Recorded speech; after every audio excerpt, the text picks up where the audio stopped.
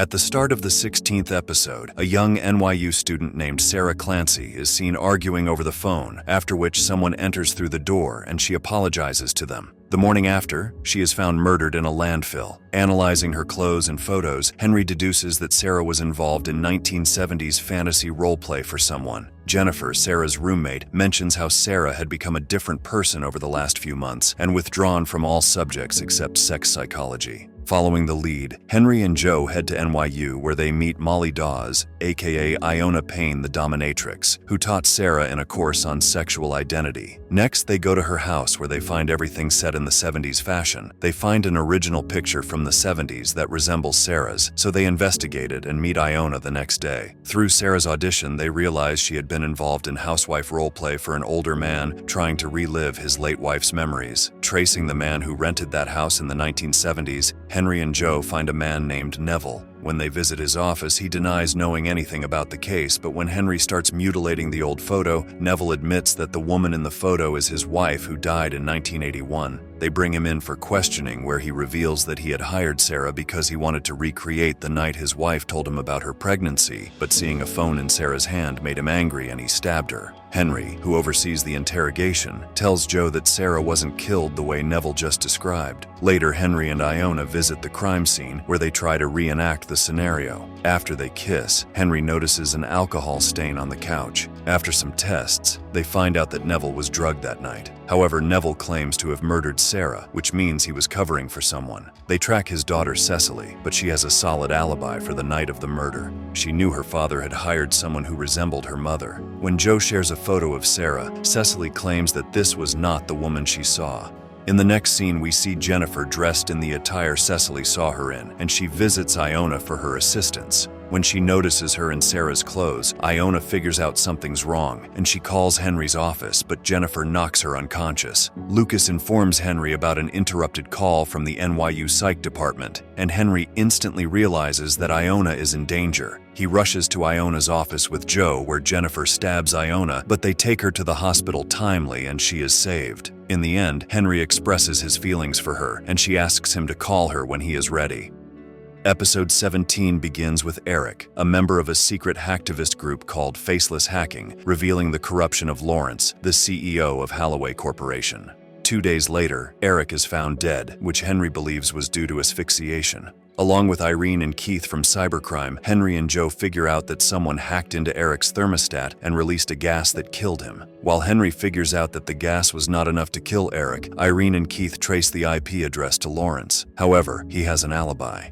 In the next scene, Joe and Henry go to see Eric's girlfriend, Liz, who dashes away and hacks the traffic lights to escape. Later, she messages Henry on his lab computer to forge a death certificate for her to start a new life, or she will reveal the truth about his immortality. When Henry gets home, he finds Liz waiting there for him. He refuses to give her the death certificate, and she fumes out in anger, getting hit by a car while crossing the road. While she is in critical condition at the hospital, Henry and Keith believe that the traffic lights were hacked to cause Liz's accident. While Irene and Henry stay back with Liz, Joe meets Warlock, co-founder of Faceless Hacking with Liz and Eric. Warlock reveals that since the city code was changed recently, he couldn't have hacked the system. Noticing Irene's jitteriness, Henry realizes she is the killer. Upon confrontation, she confesses that Eric used her to steal the city, which is why she killed him for betraying her. She threatens Henry about exposing his truth, but Henry ignores her. With that, she walks out into the traffic and ends her life. In the end, Liz recovers and helps cover Henry's truth. Episode 18 opens with Rick, the owner of a treasure-hunting salvage company, celebrating as he found gold in a sunken ship. The next day, he is found killed with a harpoon. Henry can't believe his eyes when he realizes that the ship is exactly the one where he was first killed. In a flashback, Henry remembers how he had just learned about his family's slave trade in 1814, and he tries to free the slaves. In an attempt to get one of them the key to his cage, Henry gets caught by the captain, who shoots him. Before being thrown overboard, Henry manages to drop the key so the slave can find it and free himself and the others. Back to the present, when a crew member, Margot, reveals that Rick had a map, Henry goes to Rick's garage, where he runs into Rick's old partner, George. Joe brings him in for questioning, and he reveals that he was let off the team after a diver named Brock died. He also reveals that Isaac, a wealthy entrepreneur, funded the mission. Henry and Joe find Isaac at a fundraiser, and he informs them that he had a deal with Rick about owning the gold since he paid for the entire exploration. Meanwhile, Adam secretively asks Henry into a hotel room and gives him the gun Henry was shot with, after which he disappears. The next day, Isaac sends flowers for Joe, asking her to a date. While at the dinner, Joe excuses herself to the restroom, but returns just in time to stop Margot, who had snuck in and was about to kill Isaac. Simultaneously, Henry finds out that Margot is Brock's sister, so they rush to Isaac's apartment where Joe has subdued Margot. Later, Henry asks Isaac how he got the map, and he tells a story where a man once gave up his life to save a slave. Through his key, the slaves were able to free themselves and take over the ship, after which they lived their lives freely. Isaac reveals he is a descendant of those people, and Henry revels in the thought that his first death was not in vain. In the end, Adam calls Henry, saying that they can put an end to their curse by killing themselves with the weapons that first killed them. Episode 19. Things turn weird when Joe and Isaac come across an old body hidden within a wall at a punk rock club. Henry establishes that the body was mummified. Later, Joe gets a call from a guy named Eddie in prison, who was wrongfully convicted for his girlfriend's murder 35 years ago. He asks if they found Lucy's body, so they go to meet him, where he reveals that Lucy's blood was found on his guitar, which sent him behind bars. Henry examines the body and infers that a guitar was definitely not the murder weapon, so they reopen the case. Joe and Henry meet the band's photographer Carl, who tells them that the band members were all violent drug addicts and that the club owner Frank really hated Lucy. However, since the FBI is watching Frank for his bigger crimes, Joanna asks Henry to investigate him on his own, since he is not the police. So Henry and Lucas manage to get Frank's DNA from his club. They bring Frank into custody when they find his DNA on the money Lucy had, but he reveals that Lucy wanted to start a new life, which is why he gave her that money. Next, Joe and Henry visit the last member of the band, Paul, who reveals that he saw Lucy and Eddie get into a big fight, shortly after which he found Lucy's body in Eddie's office, and he hid the body to protect Eddie. However, Eddie declares that he never killed her. When Henry finds that Lucy had no drugs in her system, he orders a urine test that reveals her pregnancy. Joe finds the hospital, and they track her son, who lives with his adoptive parents currently. They end up at the photographer's home, who then confesses that he helped Lucy get clean and got her an apartment. However, when she wanted to return to Eddie with her baby, Carl had an argument with her and pushed her. As a result, Lucy's head hit a nail on the wall and she died immediately. Just then, Eddie shows up to avenge his girlfriend. However, when he sees his son, he throws the gun down. In the end, Henry tells Abe about Eddie's son's birth certificate, and they notice it came from the same hospital Abigail sent her last letter from, after which she disappeared, conflicted due to their growing age difference. In the 20th episode, a ballerina named Odessa is seen preparing for her final performance. Moments later, the next performer, Eva, is nowhere to be found, and suddenly, someone finds her severed foot in a blood-drenched ballet shoe.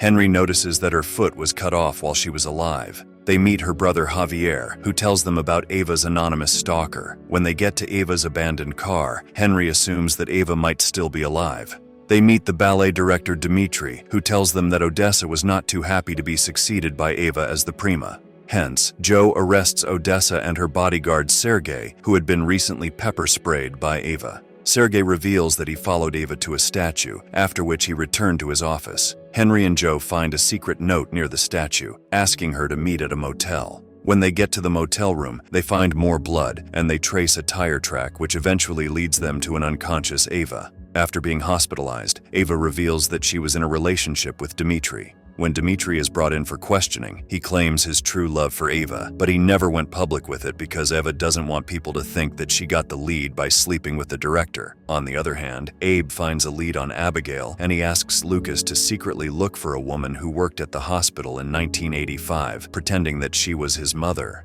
Next, the doctor tells Henry that whoever severed Ava's foot avoided the major arteries, as if they never wanted to kill her. Mike mentions that Javier is a military doctor, so they rush to his home. He tries to escape and jumps from the rooftop. However, he doesn't make it to the other roof and falls to his death. Henry finds the whole situation a little fishy, and the talk screen report confirms his doubt. As it happens, Ava has a bone disease, and an amputation was inevitable. So Javier helped her stage the whole thing so she could be remembered as a ballerina who had her foot cut off due to jealousy. However, the team couldn't charge her as they had no proof. In the end, Jo bails out on her trip to Paris with Isaac, while Abe tells Henry that he found Abigail. In episode 21, Henry looks at Abigail's hospital file where she worked as a registered nurse in the 1980s. Later, he and Abe go to the place where she lived. The landlady tells them that Abigail disappeared one day and never returned. Henry notices a bed of Abigail's favorite flowers nearby. Along with that, he finds something strange on the ground and starts digging until he finds a skeleton. They take the skeleton to the lab, where they figure out it belongs to Belinda, a woman in her 20s who was murdered.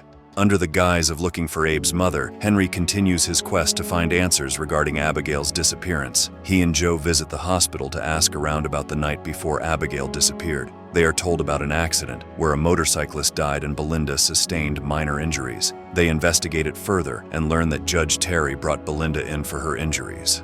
Jo and Henry visit Terry, who reluctantly tells them that he and Belinda were drunk driving when they hit the motorist. When he saw that the motorist wouldn't survive, he dropped Belinda at the hospital and went away, since Belinda didn't want Vance, her boyfriend, and the town sheriff to see her with Terry. Next, Jo and Abigail go to investigate Abigail's home, where they find a hidden cellar.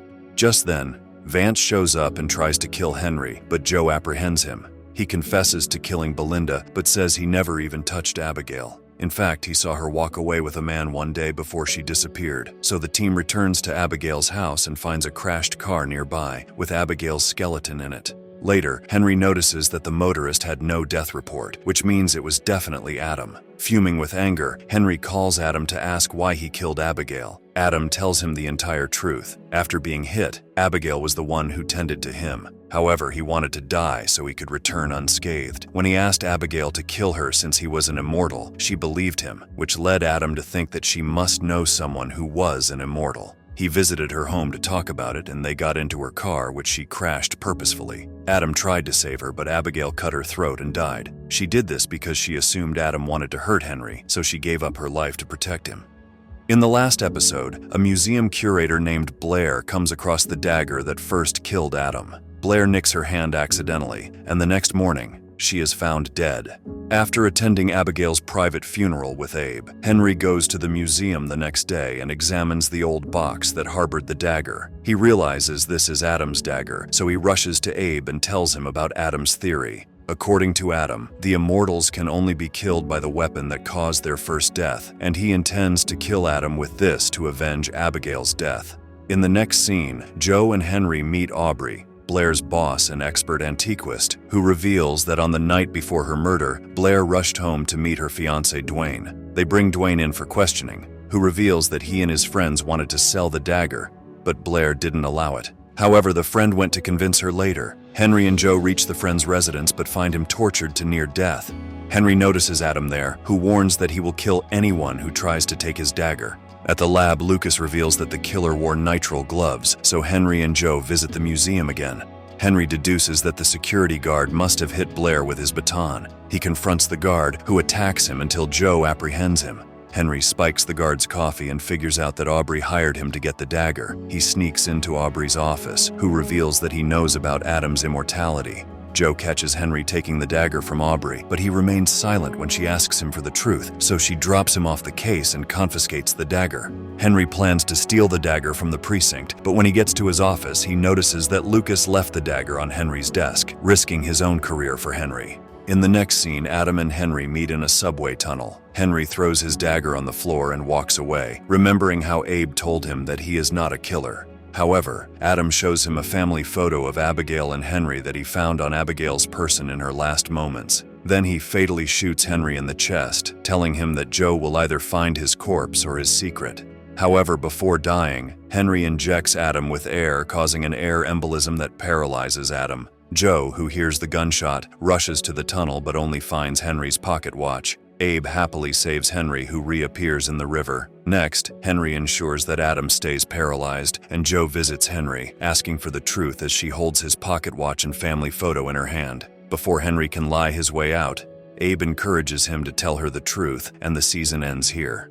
We hope you enjoyed our recap. Watch the next videos on the screen and don't forget to subscribe for more amazing recaps. See you in the next one.